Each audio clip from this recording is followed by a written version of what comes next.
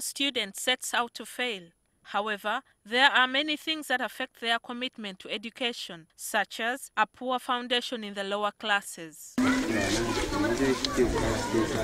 In 2007, government introduced the automatic promotion policy, where learners in government schools automatically progress from one class to another, regardless of their performance.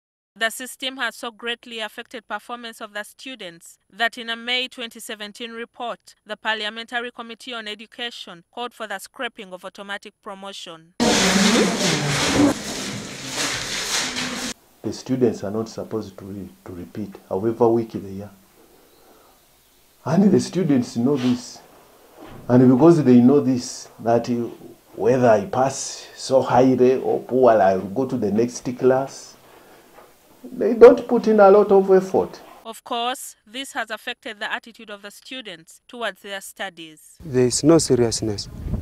Sometimes between both teachers and students, like now in now our class, we have 34 candidates who are supposed to register, but now out of all, we have only 15. However, the Ministry of Education says it is simplistic to argue that automatic promotion leads to poor performance. If teachers are available, as they are in many cases they are, ordinarily you would not be expecting to see big numbers of children fail to proceed to the next level with the assignments that they are given. The student-teacher ratio is also alarming. Nakapiripirit district has only 10 qualified secondary school teachers. 5 of these teach at Nakapiripirit Seed Secondary School, which has over 200 students. We have only one science teacher, physics, math. That means we don't have a science teacher for biology, chemistry, and agriculture.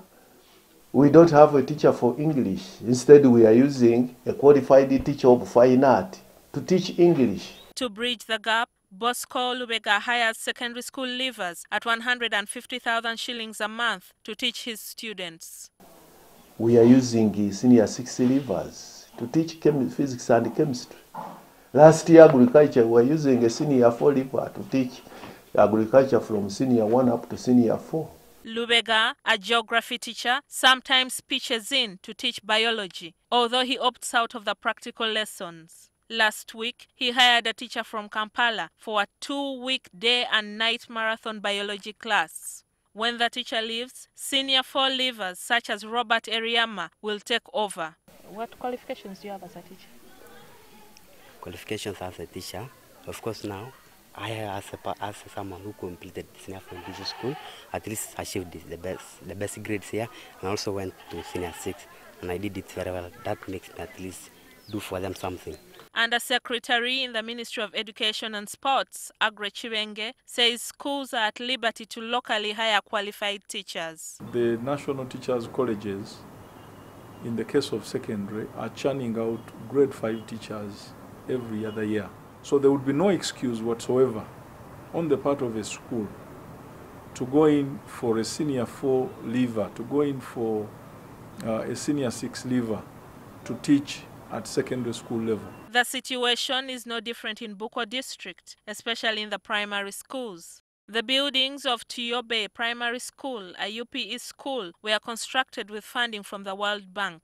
The fancy buildings do not have furniture, and the school has 7 teachers for 200 students. Only 2 of these teachers are registered. Of the remaining 5, 3 were borrowed from other schools, while 2 are casual employees.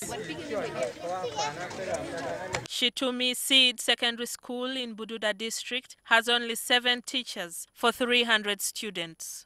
Previously, there were only 3 teachers, but when a nearby school was closed, its staff of 4 teachers was incorporated into Shitumi.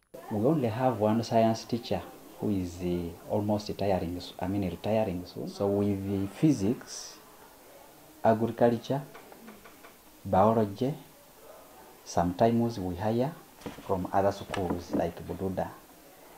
Then we also use the students who have just finished A level. Without qualified teachers in these hard-to-reach districts, expecting the students to perform well at the national level is a tall order. Gillian Nantume, NTV Tonight.